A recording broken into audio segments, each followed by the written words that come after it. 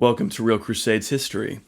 The Fourth Crusade, a military campaign by Latin Western Christians intended to conquer Muslim-held Egypt, ended in the conquest of Constantinople, the greatest city in Eastern Christianity. This crusade is often cited by critics as evidence of corruption underlying the whole crusade movement. After all, why would Western Christians who'd sworn to fight Islam instead attack fellow Christians in the East? Surely these knights were just greedy for Byzantine wealth, with their pious vow to fight for Jerusalem being nothing more than a sham, right? Wrong. The Fourth Crusade is one of the most misunderstood events in history. This is not surprising, as the politics underlying the results of the Fourth Crusade are incredibly complex. In reality, the capture of Constantinople by Western knights in 1204 had as much, if not more, to do with Byzantine Greek politics. First of all, it must be understood that when the Fourth Crusade was being planned in the first years of the 13th century, there was never any intention by any of the Westerners involved, whether French or Italian, to attack the Byzantine Greeks. A commonly repeated myth is that while the French knights were sincere in hoping to conquer Muslim Egypt, the Venetians had a secret agreement with the Egyptian Muslims to instead divert the crusade to Greek lands. This is absolute nonsense, and yet it's frequently repeated by those who know no better. Historian Jonathan Phillips, one of the world's foremost experts on the Fourth Crusade, explains that the idea of a preconceived plot by Venice to protect Egypt is ridiculous. In fact, Venice had a keen interest in conquering Egypt, not only for religious, but also economic purposes. From the perspective of the Venetians, of course, the prospect of a dominant position in Alexandria was a truly tantalizing one. Without doubt, this was the commercial jewel of the Eastern Mediterranean and would open up the markets of North Africa and the Middle East in an unprecedented way. Remarkably, the Fourth Crusade ended up in Constantinople because of logistical miscalculations. The French barons entered into a pact with Venice, whereby the two powers would together prosecute the crusade. The agreement called for Venice to essentially divert all of its commercial activity toward the construction and provisioning of seafaring vessels for the transport of the French knights, their equipment and horses, to Egypt. In essence, Venice put everything on the line for this crusade. The Venetians dedicated a full year between 1201 to 1202 to preparing for the crusade. However, after a year's time, it was clear that the agreement had greatly overestimated the size of the French army that would be departing from Venice. The original plan had been to take 33,500 crusaders to Egypt, but in fact the army ended up numbering about 12,000 men, thanks to the fact that many crusaders chose to travel to the Holy Land by means other than the Venetian enterprise. This meant that Venice had built a lot of unneeded vessels, and could indeed face financial ruin without the funds they'd expected to recoup from the anticipated French army. The French and Venetians were now in a difficult situation. This was where Byzantine politics came into play. It just so happened that a Greek prince, Alexios Angelos, son of the recently deposed Byzantine Emperor Isaac II Angelos, had taken refuge in the Holy Roman Empire with his brother-in-law, Philip of Swabia. It was at Philip's court that Alexios Angelos met Boniface of Montferrat, one of the leaders of the Fourth Crusade, just at the time when the crusade was experiencing its pressing financial difficulties. Alexios struck up a friendship with Boniface, insisting that he could solve the French noble's problems. He promised Boniface to join the crusade himself, to contribute 10,000 Byzantine soldiers, and to compensate the Venetians for their expenses, and to provide any funds that the crusade might require in the future.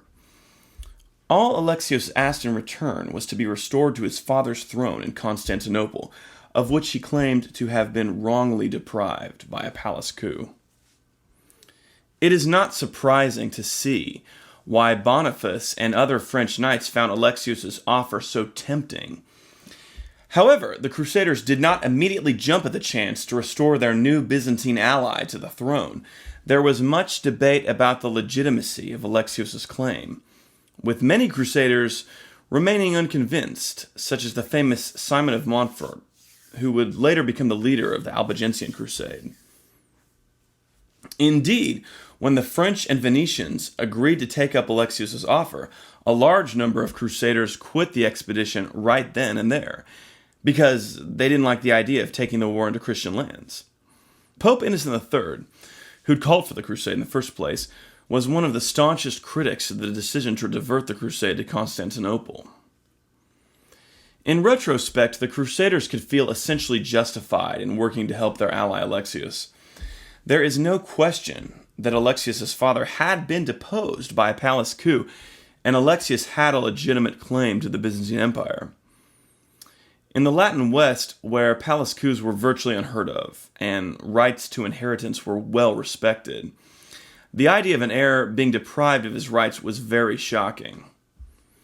The Crusaders arrived at Constantinople in June 1203 and quickly took the city without much resistance from the Byzantine defenders. It's noteworthy that they immediately put their Byzantine ally, Alexios Angelos, now Emperor Alexios IV, on the throne of Constantinople. They did not attempt to seize the government of the city for themselves. At this point, the internal tensions inherent to Byzantine politics caused everything to fall apart.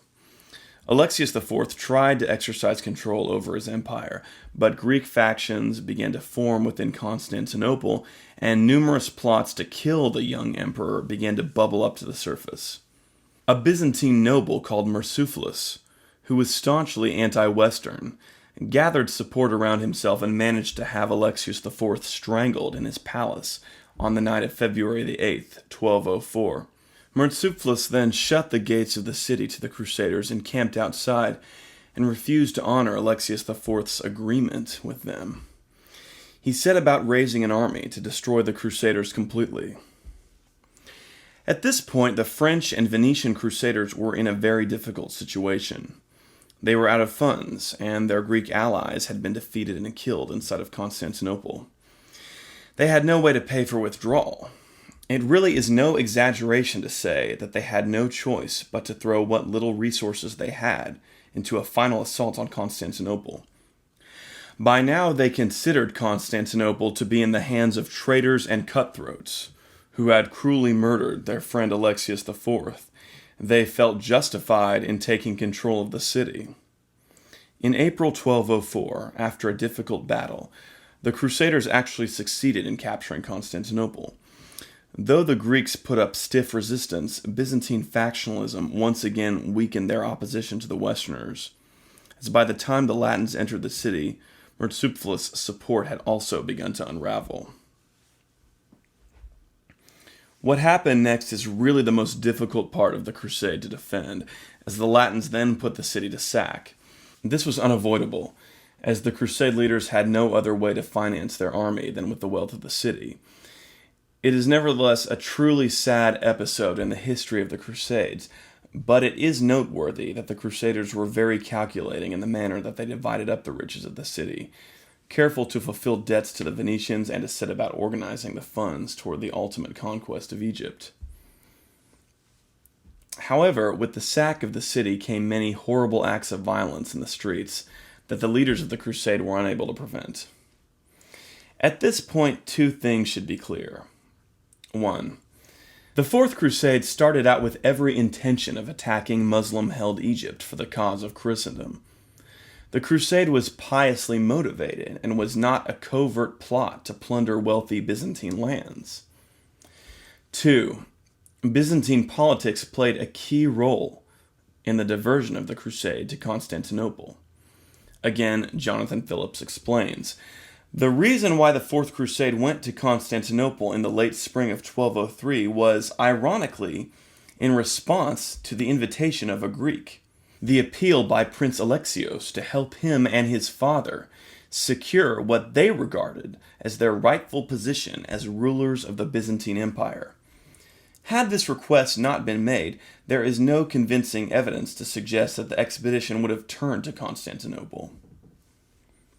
Crusade historian Christopher Tyerman also has some interesting summary remarks about the Fourth Crusade.